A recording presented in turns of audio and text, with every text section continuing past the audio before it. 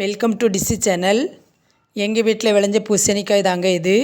இதை எப்படி சுவையாக சமைக்கலான்னு பார்க்கலாம் வாங்க. ஒரு கடாயில் ஆயில் விட்டு கடுகு, சிறுபருப்பு, பெருஞ்சீரகம், சின்ன சீரகம் போட்டு பொரிஞ்சதும் கறிவேப்பிலை போட்டுடலாம். அடுத்து ஆனியன் போட்டு லைட்டாக வதக்கிட்டு பூண்டு, தக்காளி போட்டு வதங்கியதும் கட் பண்ணி வச்ச பூசணிக்காய் துண்டுகளை போட்டு வதக்கிக்கலாம். அடுத்து தேவையான அளவு உப்பு போட்டு கூடவே மஞ்சள் தூள், கரம் மசால் பொடி, மிளகாய் வத்தல் தூள் போட்டு கொஞ்சமாக தண்ணீர் விட்டு கலந்து வேக விட்டுட்டு வெந்ததும் கடைசி அரை டீஸ்பூன் வெல்லம் சேர்த்து கிளறி விட்டு ஒரு கைப்பிடி தேங்காய் துருவல் போட்டு கிளறி எடுத்தால் சுவையான பூசணிக்காய் கூட்டு ரெடி ஆகிடும். நோய் எதிர்ப்பு சக்தி கொண்ட இந்த பூசணிக்காவை வாரம் 2 முறையாவது தொடர்ந்து உணவில் சேர்த்துக்கிட்டே வாங்க ஃப்ரெண்ட்ஸ்.